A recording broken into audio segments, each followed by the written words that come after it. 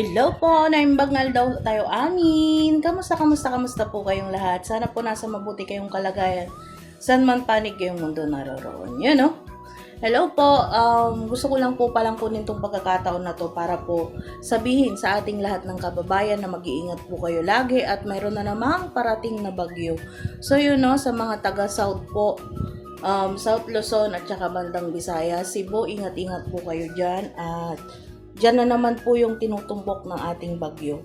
At kahit saan po, kahit saang sulok ng mundo, sana po mag-iingat tayo kasi hindi na po natin alam ang panahon ngayon. Sobrang malupit at sobrang sobrang madami na pong ang nangyayari sa atin ngayon. Trahedya.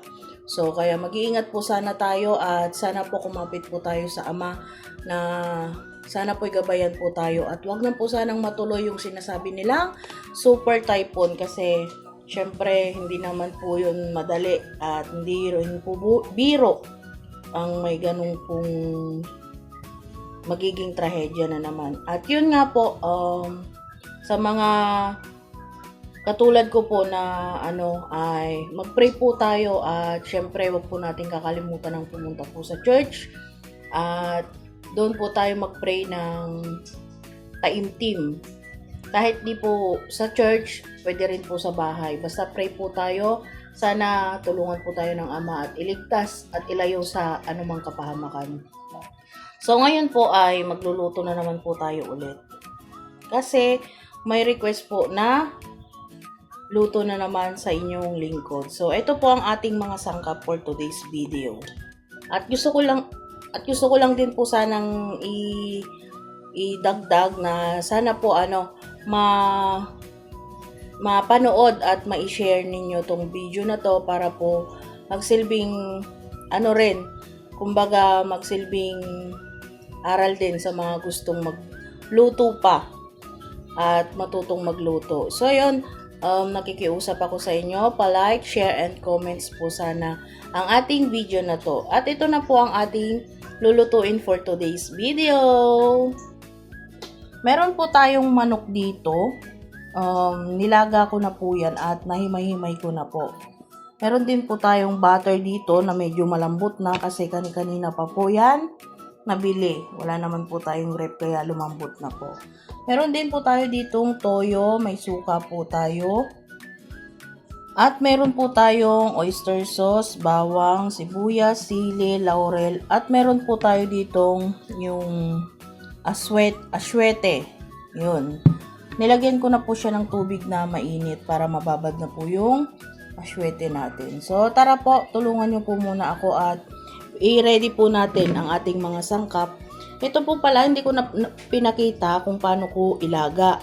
Nilaga ko lang po sa tubig, nilagyan ko ng konting sibuyas, laurel, paminta at konting asin. Yun lamang po at nilaga ko lamang po ng sapat na oras. Ang pagkakalaga ko po sa breast po kasi ito, bumili po ako ng 2 breast. Nilaga ko lamang po siya ng 10 minutes. So okay na po yun kasi lulutuin pa naman. At hinimay-himay ko na rin po, hindi ko na rin po naipakita sa inyo. At yun, tara po at i-ready po muna natin yung ating mga sangkap. Then, after po nyan ay iluluto na rin po natin.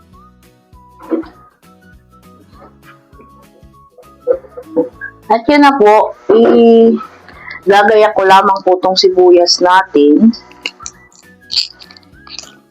At bawang. Yan. Hindi ko na po naipakita yung paggawa ko dun sa sibuyas sa ating manok kasi po ay nagmamadali po ako kanina ang pinakuluan na yan kasi tinulungan ko po muna si Kuya Lito sa pagtitinda. Umuwi lang po ako at magluluto po.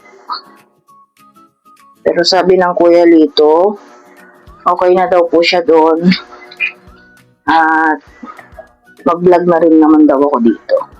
Ayun, kailangan lang po talaga ng tulong para sa ekonomiya. So, yan po.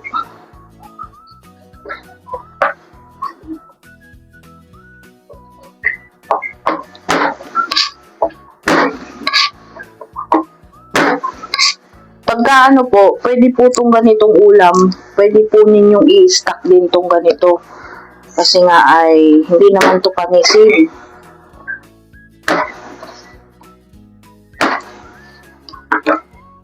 At masarap po rito yung medyo madaming bawang, kaya dadagdagan ko po. Yan. Malalaki po yung butil ng bawang natin ngayon.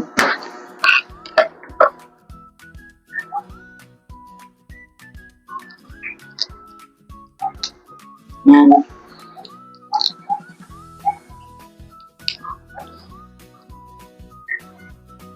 Hindi pa naman po naulan sa ngayon dito, kaso makulimlim po. Pero sana malusaw na po yung bagyo natin. Para hindi na magtuloy. So yun, tulad nga ng sinabi ko po kanina, ingat-ingat po tayong lahat. At sana gabayan po tayo ng amang may kapal. So yun, tapos ko na pong balatan yung bawang. Gagayatin ko na lang po siya ng maninipis, maliliit. Pero ito po ay depende po sa inyo kung gusto nyo ng medyo madaming bawang or may mga ano po kasi tao na hindi mahilig sa bawang at hindi rin mahilig sa sibuyas. Pero ako po, mas okay po sa akin dito na medyo dagdagan ko po ng sibuyas at bawang.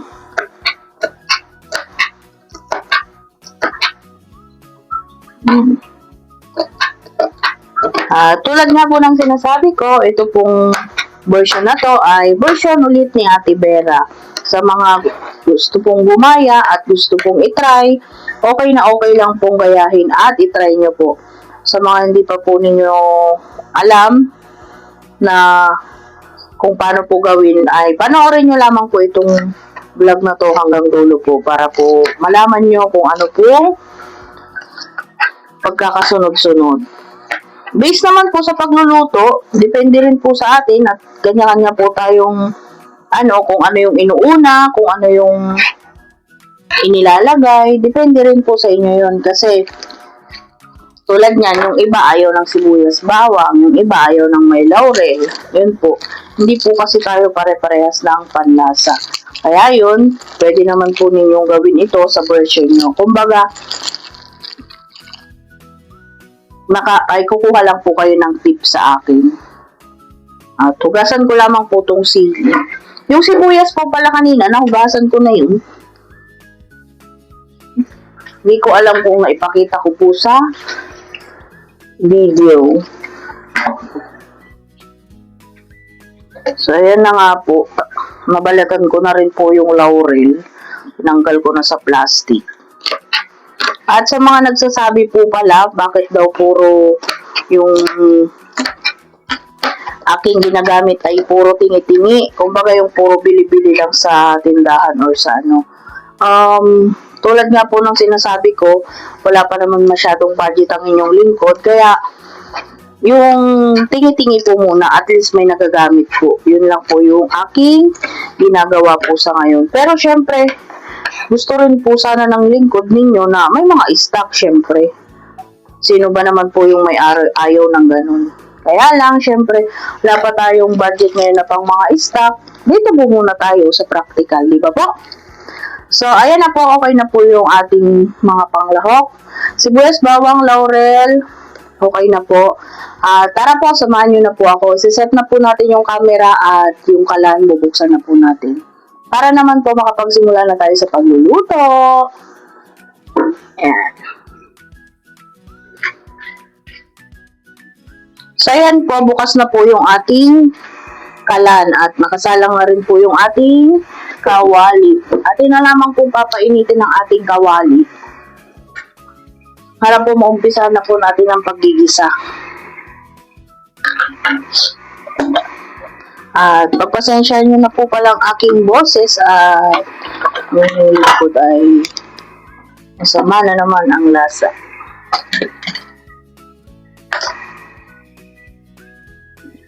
So yan, mainit na po yung ating kawali.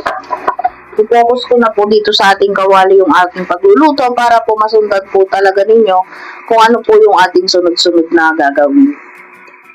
Yan. Ilagay lang po ako ng mantika. Dagdagan ko lang po. Painitin ko lamang po ng bahagya at pag mainit na ay ilalagay na natin yung sibuyas at bawang. Ayan.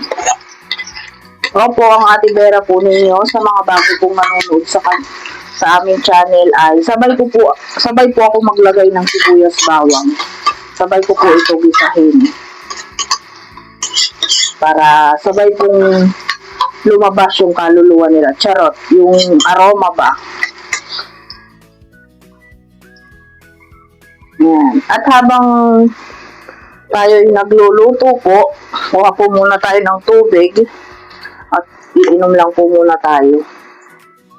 Ito pong ganitong ganitong putahe o ganitong menu ay hango po to sa sa mga kapatid nating Muslim. Usually po ganito po yung laging mga yung kumbaga pagkakakilanlan sa kanila na mga luto.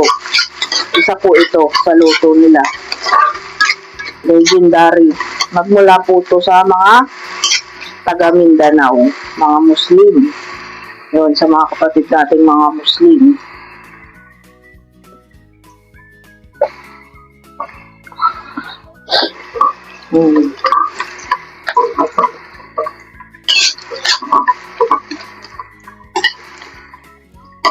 At syempre, ang masasabi ko lang po sa luto na to ay yung iba ay may mga nilalagay pang ibang mga herbs or ibang mga sangkap. Ako po, ito lang po yung aking ginagamit pag nagluluto po ako ng ganito. Mga sangkap na ganito. At sa mga nakakaalam na po kung ano pong ating lulutuin ngayon ay pa-comment naman po. At sa mga hindi pa po nakakahula sa menu natin ngayon ay panoorin nyo po to hanggang sa dulo at para malaman nyo po. Sana po sa mga may gusto nito ay magaya nyo po kung paano lutuin ng ganito. So yun, naantay ko lamang kung mabuti na mapag-browning kasi masarap po dito yung medyo brown. At tulad nga po ng nakikita nyo, medyo pinipisa-pisa ko po pag ako'y nagigisa. Para po yung lumabas yung amoy ng bawang. Yun napakabango po. Pagka At lalagay na po natin agad yung chicken. Ito po, pag ganitong napakuluan na po yung ating chicken, saglit na lang po itong lutuin. Yan.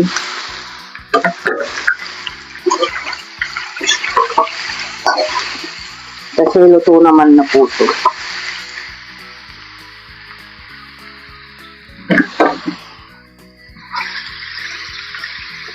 At habang ginigisa nga po natin, maglalagay po ako ng konting asin para po may lasa na po agad yung ating chicken. Yung iba po, asin ang nilalagay, yung iba naman ay patis. Depende na po yun sa gusto nyo, kung ano yung gusto nyo ilagay.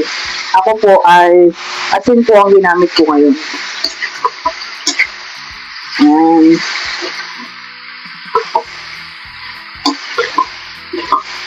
At kung mapapansin nyo po pala, yung hibla po ng ating manok ay hindi ko na po masyadong nilitan ng punit-punit. Kasi habang naluluto po yan ay natudurog pa po. Yan.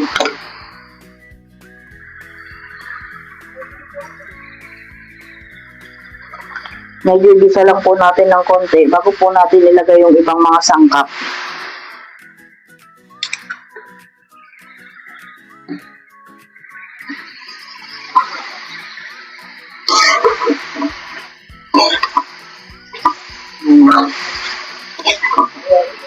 At dahil napakuluan naman na po ito at malambot na, lalagay ko na po yung ibang sangkap. Lalagay po natin yung oyster sauce. Yan. Pag wala naman pong available na oyster sauce, pwede naman pong lagyan nyo ng konting asukal.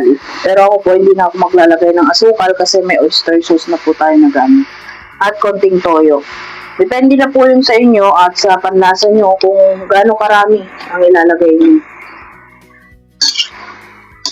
Ang inyong Ate Vera ay tansya-tansya lang at peeling method ba.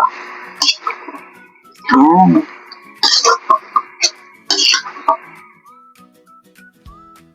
Pag ganyan pong kulay ay dadagdagan ko lang po ng konti pa. Ayan.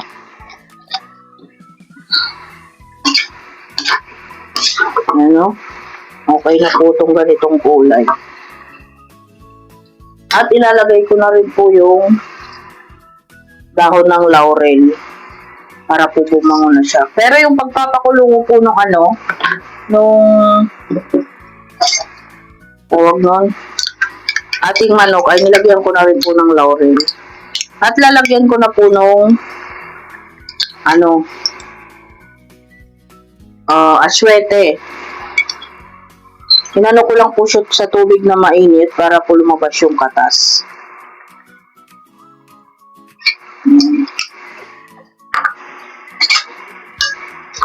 Ito po, meron naman pong ayaw ng may kulay na ito. Pwede naman pong hindi nalagyan ng kulay.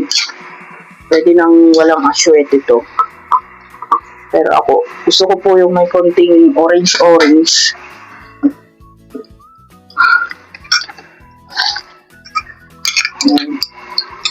Daran pa po natin yung aswete. Ayan, okay na yan.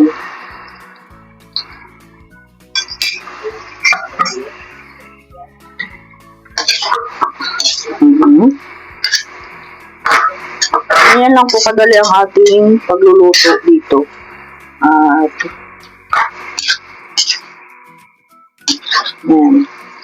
At habang pong pinapakula natin, maglalagay na rin po tayo ng rito. Yung pinagsabawan po ng ating manok na pinaglagaan. Chicken soup. Yan. Yan po. Pag ito po ay naiga, okay na po ito. Luto ng ating niluluto.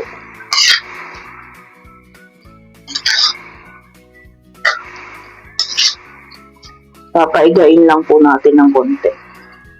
Dadagdagan ko lang po ng konti yung sabaw.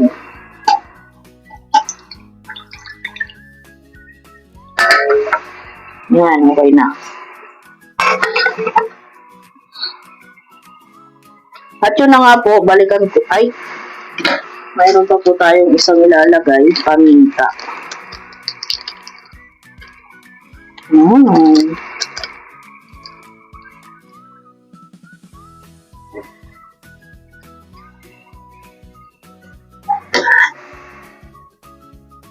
At lalagay na rin po natin yung sili. Para sabay-sabay na po yan. Bago po maiga ay luto na yan. Haluin lang po natin.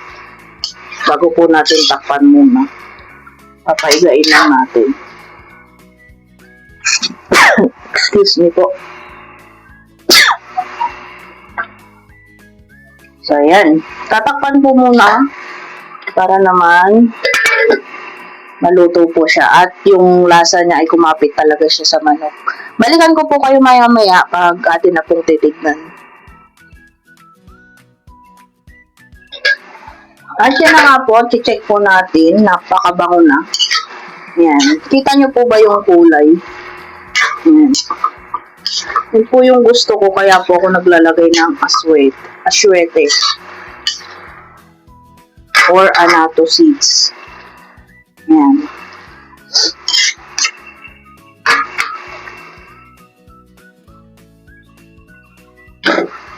At maglalagay na po tayo ngayon ng suka. Yan. Di ko po muna tatakpan. Medyo papaanoin ko po muna yung suka. At di po muna natin hahaluin. Mamaya na po natin siya haluin ng konti. Then, Saglit lamang po at babalikan ko po kayo ulit. Kasi po pag dinire-diretso natin yan ay maiinip naman po kayo, sobrang haba ng ating magiging video. Kaya ko po ini-stop yung ating video. So balikan ko po kayo maya-maya ng konti.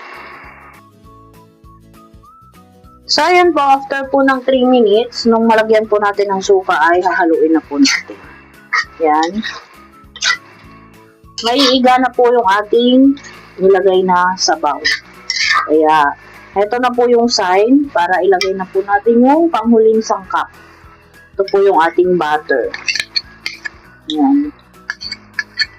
Pwede naman pong butter, pwedeng star margarine. Pero mas maano po kasi pag butter, masarap-sarap. Yan.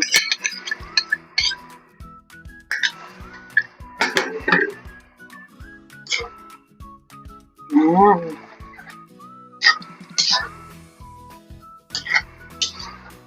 Kaya po kung mapapansin nyo, yung ibang ganito na luto ay ang sinasabi nila mamantika kasi po butter po yun or margarine. Pero hindi naman po ganun yung mantika. At pag niluto mo po yan ng medyo matagal-tagal ay parang nagiging mantika na po yung butter kasi. Yan. Mamaya po makikita nyo po kung paano po yung sinasabi kong parang naging mantika yung butter. So yan, pakuluan lang po natin sa mahinang apoy po para hindi po mabigla yung ating pagluluto. Balikan ko po kayo ulit maya-maya.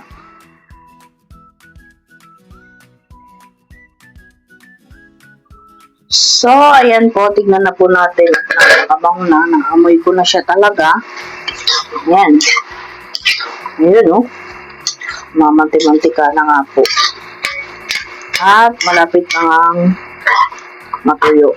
Papatuyuan ko lang po talaga ito ng husto para hindi po siya maging panisin. At syempre, may suka naman na po tayo. Ayan, oh.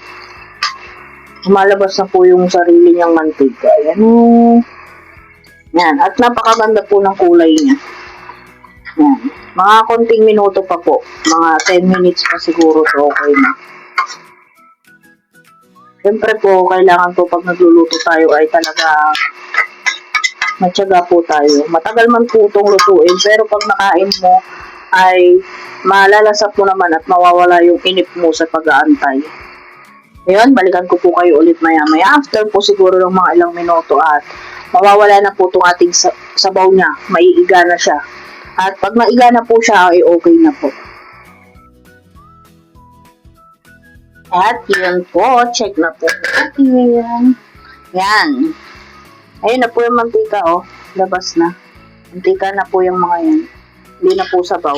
Yan, dumidikit na nga. So, yan.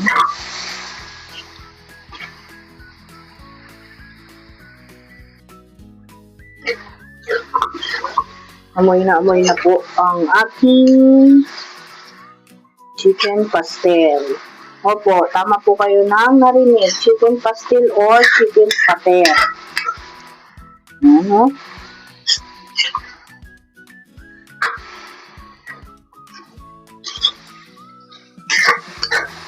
Ayan, okay na po siya. At tumidikit na. Wala na yung sabaw niya. Mantika na lang po yung natitira. Yung magmantika po na atin, yan o. Mantika na po. At yan po, okay na po ang ating pastel. At yun, try na po natin natikman. Hindi ko pa pala sa natikman. Baka mamaya, kulang sa lasa or sobra na. Yun. Tikman ko po muna.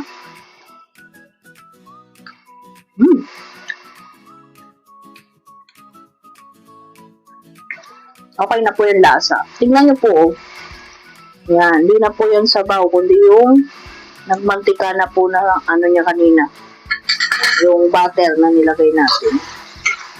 So, yan. Okay na po. I-off na po natin yung ating kalan. Okay na po siya.